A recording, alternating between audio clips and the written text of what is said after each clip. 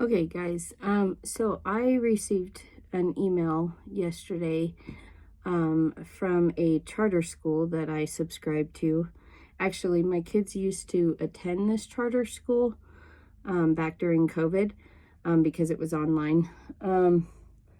Anyway, it was a great program, but back then it was called My Tech High. Now it's called Open Ed. But anyways, they sent this email. It's more of like a blog post, but I wanted to share it with you. It's about homeschooling and college.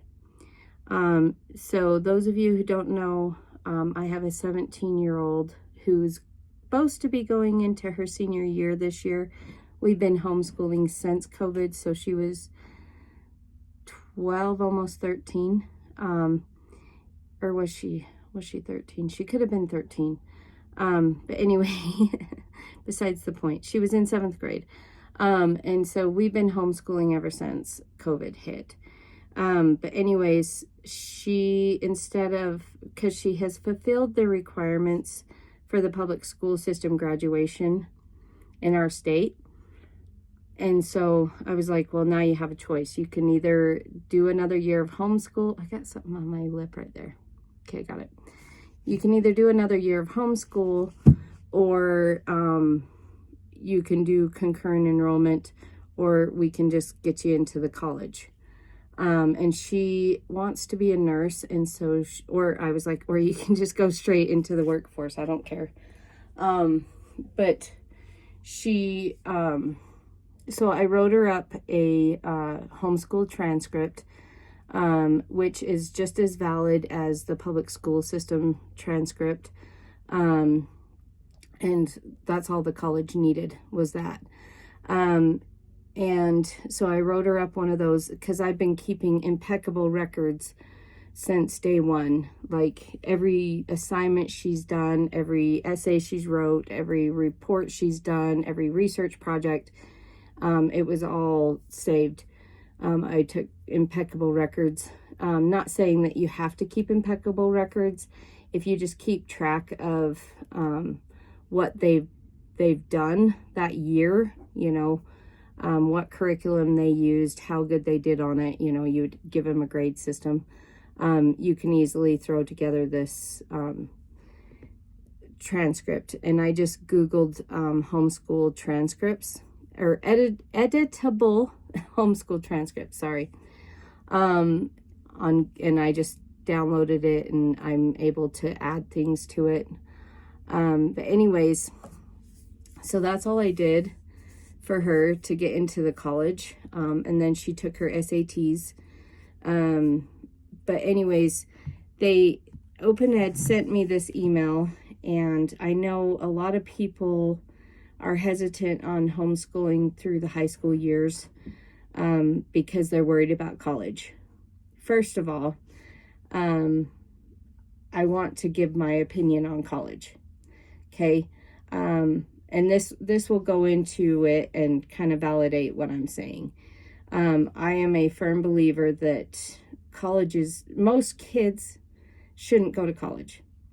My belief is that your child needs to decide what they want to be when they grow up, and only if that requires a college degree, that's the only reason a child should ever go to college.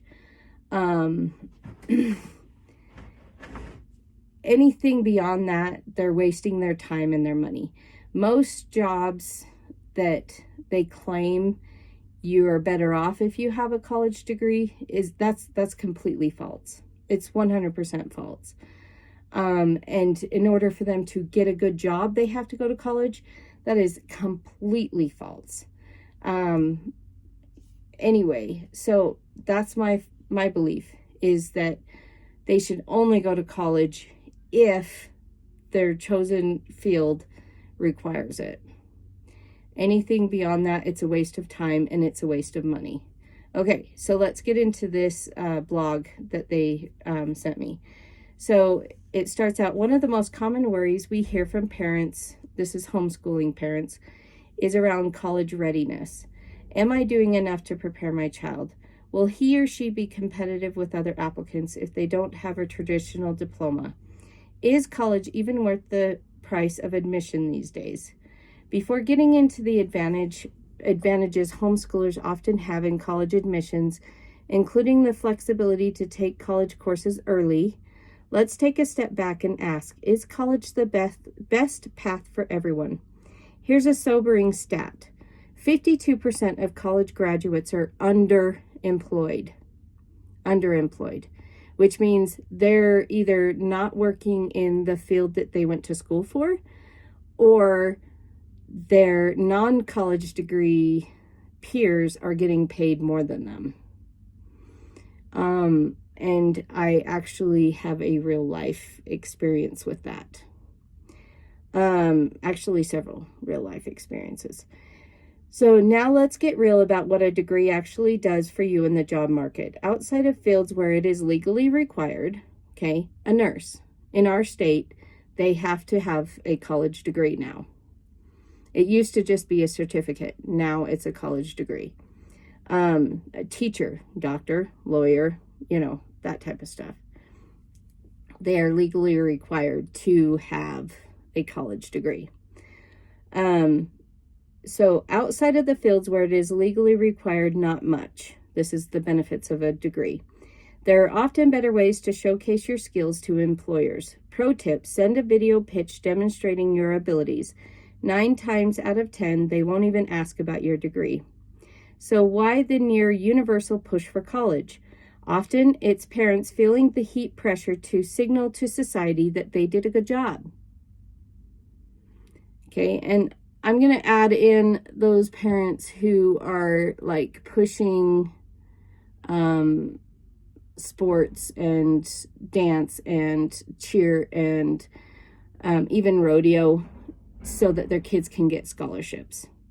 Unless your child has, that's their whole world and they love it, great. Let them take it as far as they'll go. Or if your child has incredible talent, then by all means, do all the competitions and the, what do they call them? Where they actually travel outside of their state in order to compete. Let them do that, right? But otherwise, just let them have fun, Stop making it about scholarships, because 99.9% of them are not going to get a scholarship that's going to be any significance. But anyways, so in society, your child attending and graduating from college has become a sign of you've done a good job as a parent, and it's not true. Okay? Your child being a good person and being a contributing member of society means that you've done a good job. College has nothing to do with it. There are plenty of good reasons to go to college, but social pressure shouldn't be one of them. Make sure you know what your goals are and whether it is truly the best way to reach them. If your child is determined to go to college, the question arises, how do homeschoolers get in? The Prisma blog that's a blog, debunks the myth that you need a traditional diploma to stand out in admissions. Here's a few data points. Homeschoolers graduate college at 10% higher rate than public school peers. The UNC Chapel Hill admits 47% of homeschoolers versus 17% overall admission rates. Homeschoolers are also well represented in Ivy League schools like Yale, Harvard, and MIT. Beyond test scores and an official looking transcript, colleges are increasingly interested in spiky applicants. But what does that mean? A spiky applicant showcases deep expertise or passion in a specific area, rather than being well-rounded but average across the board. For example, a student who's published research on a local water quality. Okay, so that's just an example. An aspiring filmmaker with a portfolio of short films and festival submissions. A budding entrepreneur who's already launched a small business. Okay, those are the ones that are going to stand out for college admissions. So instead of forcing your 14-year-old into weekends SAT prep classes, consider encouraging them to start a portfolio showcasing their projects and passions, or seek out mentorships or internships in their field of interest. Use the flexibility of an open education to develop these distinct spikes. They might just be their secret weapon. So my daughter is trying to get into the nursing program. She has been admitted into the college. She's taking prerequisites for the nursing program. There are certain classes that have to be done in order to be admitted into the nursing program at our school. So she, in her free time, studies anatomy books and medical books and, all textbooks. Like, that's what she does for fun, as she studies textbooks. So she does already kind of have that portfolio and was able to present it to the nursing director. So forge your own path, college on your terms. Fact, you don't have to wait until after high school to start earning college credits. Through our partnership with Southern New Hampshire University, high school students can now earn real college credits online. Our state, because this isn't based out of our state, but our state offers concurrent enrollment, I think is what it's called, where you go to the high school and take classes, but they're actually college classes, so they get high school credits and college credits. I think it's considered an AP class for high school, and then it's just your basic classes for college. So a lot of these kids can graduate with an associate's degree when they graduate from high school. But anyways, my point is that you don't have to put your kid in public school in order for them to go to college. And also, college should never be the end game. Okay, that shouldn't be something that you are pushing your children to, unless it's something that is required for them to accomplish their goals. Now, if they just want to go to college to experience it, great, but make them pay for it. Like, it's like, okay, if you want to go on this trip, you're going to have to find a way to earn it. It's the same thing. If you want to go to college just to go to college, then you're going to have to find a way to pay for it. This teaches them responsibility. It will make them not waste their time in college, because if you just hand things to your kids, they're not going to appreciate it. They're not.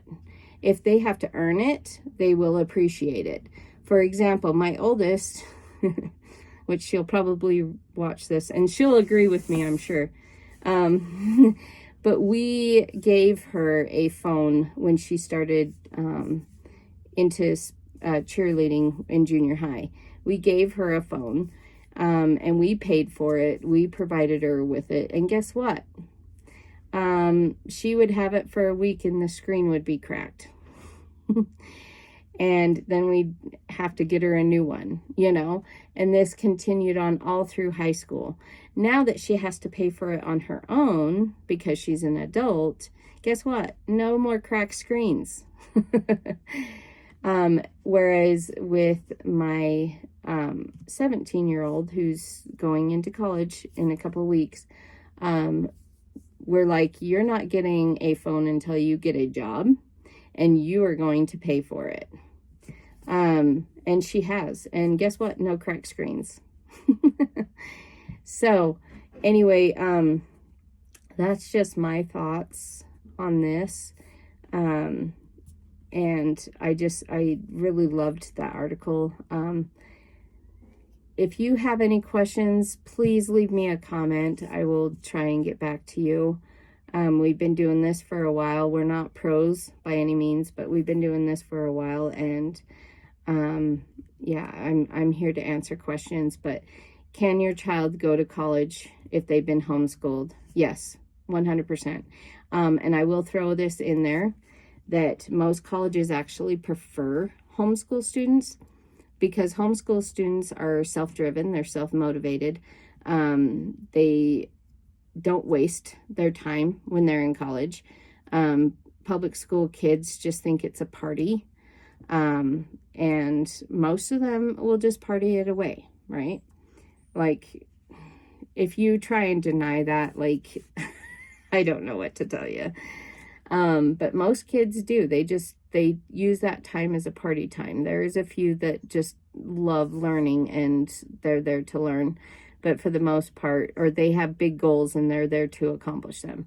But for the most part, homeschoolers, from the first day that they were homeschooled, they're self-driven, they're self-motivated, they're independent in their learning, and they just get in and get the job done, and they take it seriously, and whereas their public school peers generally don't. So college campuses actually prefer homeschool kids. Also, homeschool kids have a deeper understanding of the concepts rather than just the memorization of the concepts, because public school teaches for the test. They don't teach for the actual retention and understanding. So it's all about memorization, whereas homeschoolers have the time freedom and the ability to deep dive into subjects and not move on until the subject is understood. So anyways, my husband was very adamant against homeschooling because he believed that public school was the only way to teach your children. And as you hear me talk, you understand that I have a hard time articulating things. I do have an extensive understanding and knowledge of things, but I don't sound as smart as I am, because it's there. It just has a hard time getting here, right? And I have severe ADHD, so I'm just on tangents all over the place. And, but he doubted my ability to teach. And he doubted the fact that my kids would have a better education at home than they did in the public school system. And he doubted that they would be able to go to college if I homeschooled them through high school. So he was kind of adamant about not homeschooling. And so he was having a conversation with one of the admins at our local college. You know, this is the person who decides who gets to enter the school and who doesn't. And that's when she flat out told him, no, we actually prefer homeschool students. And most colleges do. Most colleges prefer homeschool students, unless like the dean is like anti-homeschool, right? And won't even open his eyes to see. Most colleges prefer homeschool students, for the reasons that I mentioned before. And since that time, he has done a complete 360. He is 100% on board, and he sees now the for lack of a better word, the complete lack in our public school system to serve our children the way they deserve to be served. But anyway, if you guys have any questions, please leave it down below. I'd be glad to answer them, or private message you or whatnot. I am very passionate about this subject, and it's just hard to present it in a way that I feel is helpful. But I'd found this article and wanted to share it because most people don't have access to it. And most people, you know, like my husband, doubt the ability for homeschoolers to go to college, and they doubt the ability for their homeschooled children to get a better quality education than they would in the public school system. I tell people I am not smart enough to homeschool. That's why we use curriculum. Because the curriculum that I use for my family is actually way more advanced than anything they would find in the public school system. And it's designed to teach my children to love to learn. Because if your child has a love of learning and the self-motivation to, you know, follow that, There's absolutely nothing they can't accomplish. As a matter of fact, Abraham Lincoln is a good example of that. His stepmom taught him how to read by just using the Bible. And then he had the desire to learn how to write. And so he used that same Bible and just copied it word for word. And that's how he taught himself how to write. And he never stepped foot in a school until he was an adult when he went to law school. Because I didn't even know this, that he was a lawyer. But anyway, before he became president of the United States. But he had never stepped foot in a public school system. His stepmom gave him the gift of the love of learning. And from there, it took him to what we know. And also, like I said, he only had the Bible at home. That was the only book he had. He had a desire to learn more about life and about the world. And so he would find people that had books in their homes besides the Bible. And he was like, hey, if you let me borrow that book, I will, clear the trees on your property or whatever. And that's what he did. He would do manual labor in order to have the blessing of using their book, of borrowing their book. So anyways, give your children the love of learning. Stop pressuring them to go to college. Stop making scholarships and college the end game. Give them a love of learning. That's the greatest gift you can give them, because there's absolutely nothing they can't learn. There's absolutely nothing they can't accomplish. There's nothing they can't do. So give your children the love of learning. So the curriculum that I use, I feel instills that in my children, but it's also way more advanced than anything, in my opinion, that I ever got in public school system, let alone anything that I saw presented to them while they were in the public school system. And so I don't have to be smart enough to teach them. I don't have to be the best speaker. I don't have to have all the knowledge. Okay. I have teacher manuals for that. And scripted curriculum. But anyway, and yeah, as far as socialization, that's a whole nother video. But that is the dumbest reason to not homeschool, is because you're worried about socialization. Yeah, there is so many ways that your children can get healthier socialization in the real world compared to public school system. I always say 99.9% of socially awkward people were public schooled. They were not homeschooled. 99.9% of the people that are weird were public schooled, not homeschooled, because it is not a natural situation for children to be in. But anyways, that's a whole nother video for a whole nother day, and this is already chatty. So we will talk to you later. Bye.